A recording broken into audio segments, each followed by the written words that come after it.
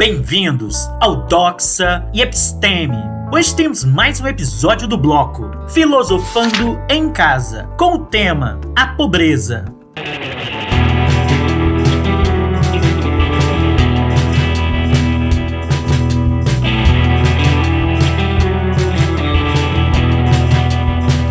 A pobreza não é inevitável. Ela existe porque os recursos vitais que sustentam a vida humana não são uniformemente distribuídos. Há riquezas suficientes para que todos os que estão vivos hoje possam viver uma vida razoavelmente confortável. O fato de os recursos serem alocados de maneira desigual não é resultado da necessidade natural, mas da escolha humana. Logo, se deve haver uma distribuição mais igual ou menos desigual, é uma preocupação fundamental da justiça social. Em termos gerais, a pobreza é uma condição na qual as pessoas são incapazes de satisfazer suas necessidades básicas e, portanto, de atuar normalmente dentro da sociedade. Mas o que é considerado básico e o que é considerado normal? Em países economicamente desenvolvidos, a pobreza é em geral concebida em termos relativos. As pessoas são consideradas pobres não porque não possuem os requisitos básicos necessários para o sustento da vida, mas porque estão abaixo de um padrão mínimo estabelecido em relação aos outros indivíduos da comunidade. Por outro lado, em muitos países em desenvolvimento, uma parcela significativa da população vive na pobreza absoluta. As pessoas vivem no nível de subsistência ou próximo a ele, mal tendo comida suficiente para se manterem vivas. Pobreza relativa e o mundo desenvolvido. A riqueza total gerada por uma economia industrializada é tal que, se fosse dividida de forma mais igualitária entre todos os membros da sociedade, ninguém seria pobre, em termos relativos ou mesmo absolutos. Então, por que se permite que tal situação perdure?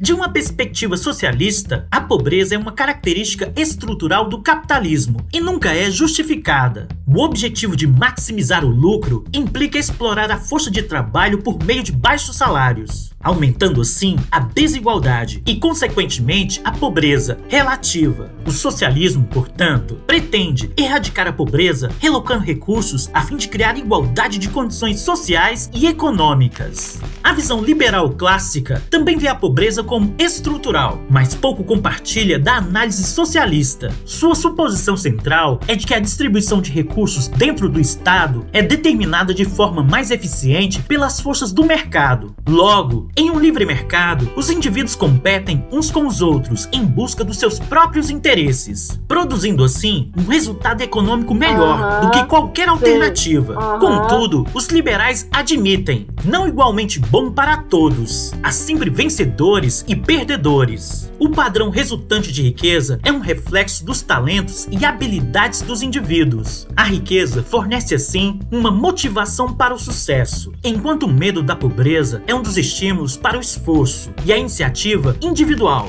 A linha da pobreza serve como uma medida de pobreza relativa nos países desenvolvidos. Geralmente indica que uma família tem recursos insuficientes, em termos de rendimento, para participar das atividades sociais e de lazer tipicamente desfrutadas por outras famílias dentro da comunidade. Assim, por exemplo, uma sociedade em que a posse de uma televisão ou de um telefone é considerado normal e necessária, o fato de não se ter meios para comprá-los pode ser considerado uma indicação de pobreza.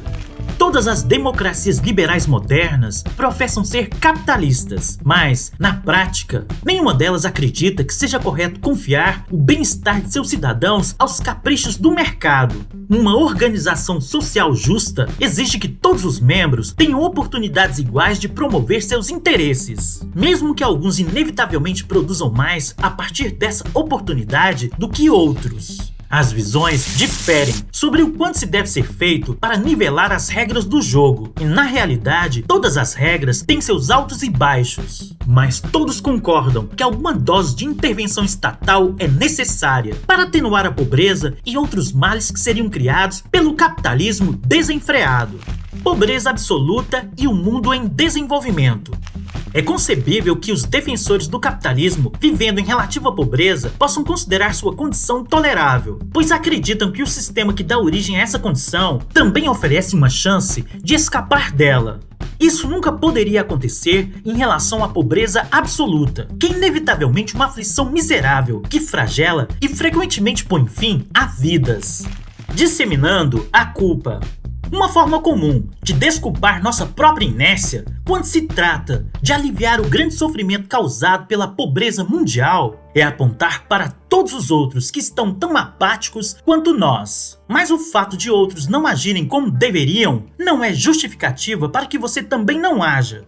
Se uma criança estivesse se afogando em um lago, não seria menos censurável que você deixasse isso acontecer só porque outras pessoas também estavam por perto e não fizeram nada.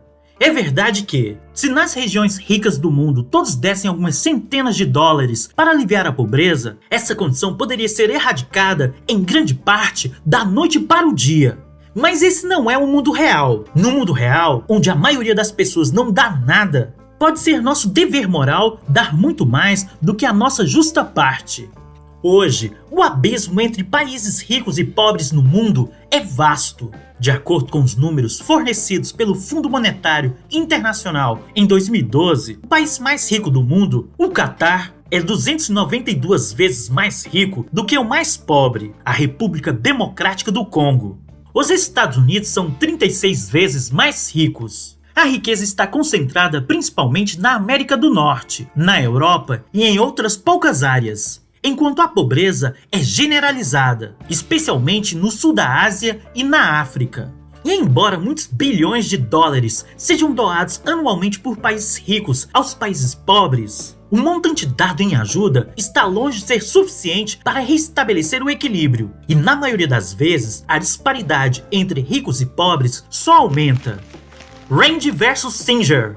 Pode-se argumentar que nenhuma ajuda deve ser dada aos países em desenvolvimento, mais pobres. Um defensor influente dessa visão foi o ecologista americano Garrett Rand, que afirmou que os países socorridos pela ajuda externa foram impedidos de aprender as lições de sua própria imprudência, em geral, a loucura do crescimento descontrolado da população, em que, portanto, os países ricos apenas adiariam os problemas em curso para gerações seguintes. Por outro lado, há um poderoso argumento, o mais famoso defendido pelo eticista australiano Peter Singer, que sugere que os atuais níveis de ajuda internacional são totalmente inadequados. O argumento de Singer é baseado em duas suposições.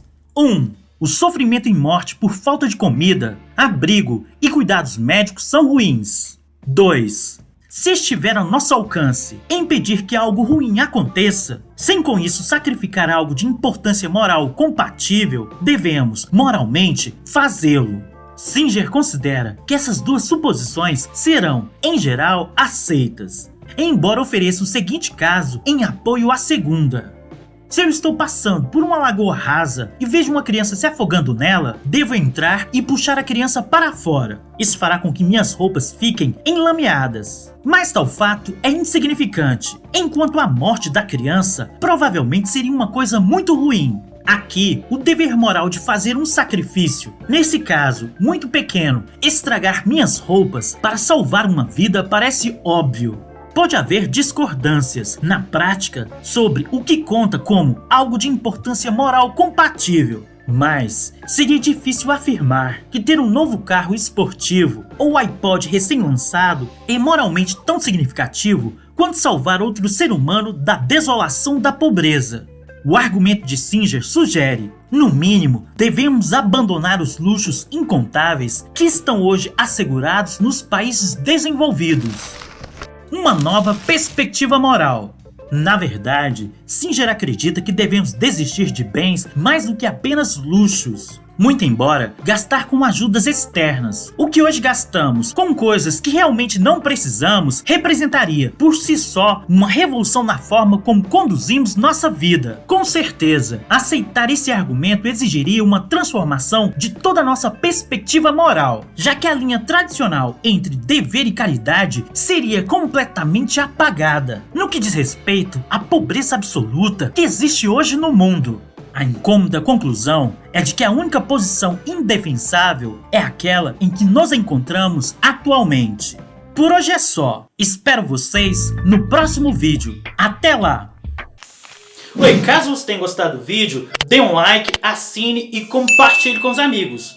Todo comentário é bem-vindo. Forte abraço e vitória sempre!